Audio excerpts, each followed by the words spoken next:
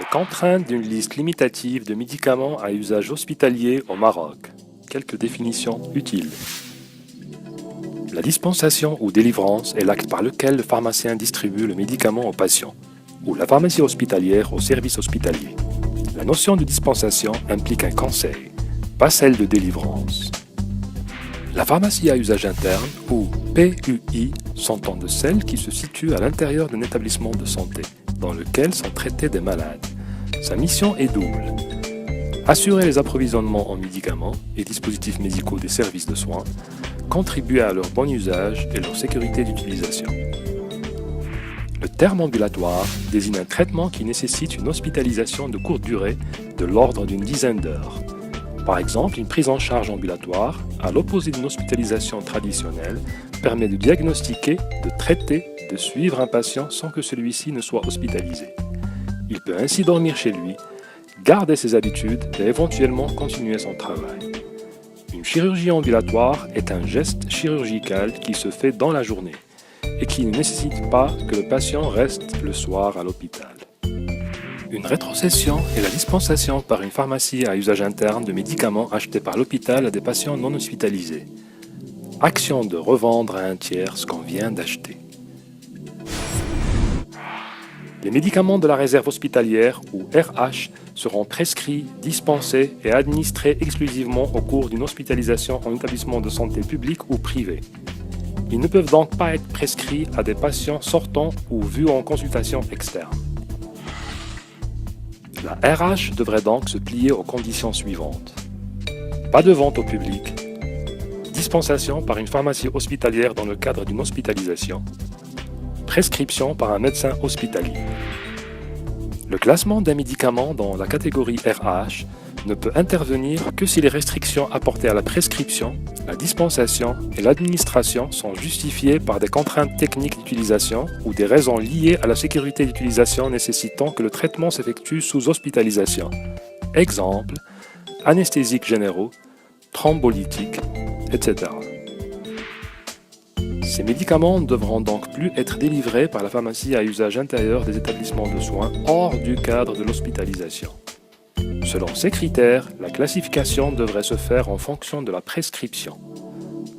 La dispensation par une pharmacie hospitalière de médicaments achetés par l'hôpital à des patients ambulatoires doit être définie et organisée. Plus de 4 millions de patients fréquentent annuellement les urgences hospitalières avec un accroissement annuel moyen de 10%, ce qui représente plus de 50% des consultations ambulatoires des hôpitaux publics, dont 8% se soldent par une hospitalisation.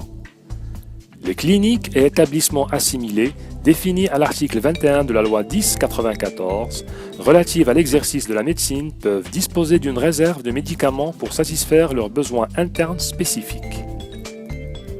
Est passible d'une amende toute dispensation par la clinique de médicaments et produits pharmaceutiques non médicamenteux à titre gratuit ou onéreux pour des soins non prodigués au sein de la clinique. Article 140 de la loi 1704.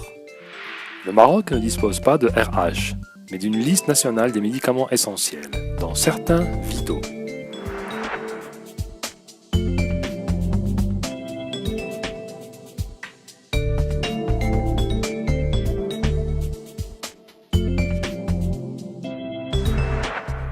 La liste des médicaments essentiels ainsi que celle des dispositifs médicaux sont dispensés aux patients bénéficiant de l'AMO ou du RAMED dans le cadre d'une hospitalisation traditionnelle ou ambulatoire. En attendant de récupérer le monopole des dispositifs médicaux, la liste nationale des médicaments essentiels doit être fragmentée en RH et rétrocédée, voir chapitre 2. Tous les médicaments au Maroc ont un PPV et font donc partie du monopole du pharmacien d'officine. On pourrait alors prêter et non céder une réserve aux établissements de santé, une liste restreinte renouvelable chaque période X. Rappel. Que veut dire l'activité de rétrocession? C'est la dispensation et la vente de médicaments par les pharmacies à usage intérieur des établissements de santé aux patients non hospitalisés, c'est-à-dire en ambulatoire.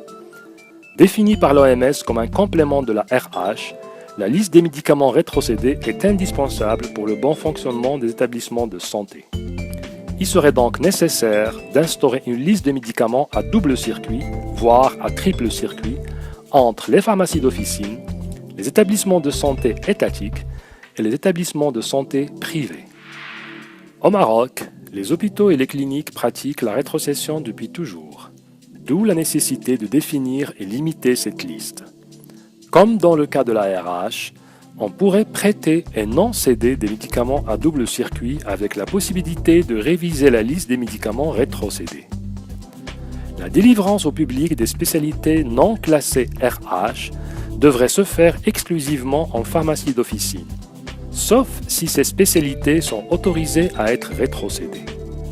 L'inscription sur la liste officielle rétrocession tient compte de contraintes de distribution, de dispensation, d'administration, de sécurité d'approvisionnement ou encore de la nécessité d'un suivi particulier de la prescription et de la délivrance.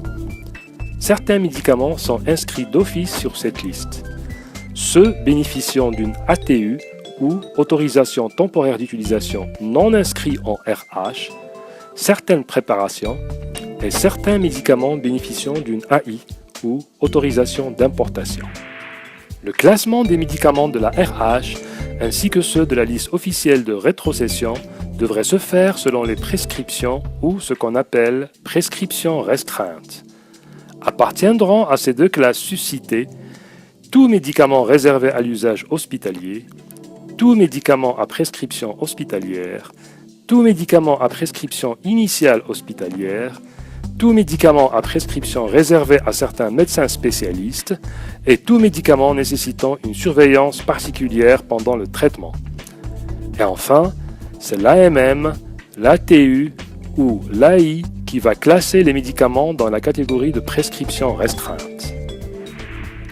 En fonction de la catégorie à laquelle il appartient, un médicament à prescription restreinte peut être dispensé au public par une pharmacie d'officine et ou par une pharmacie à usage intérieur si le médicament est inscrit sur la liste de rétrocession.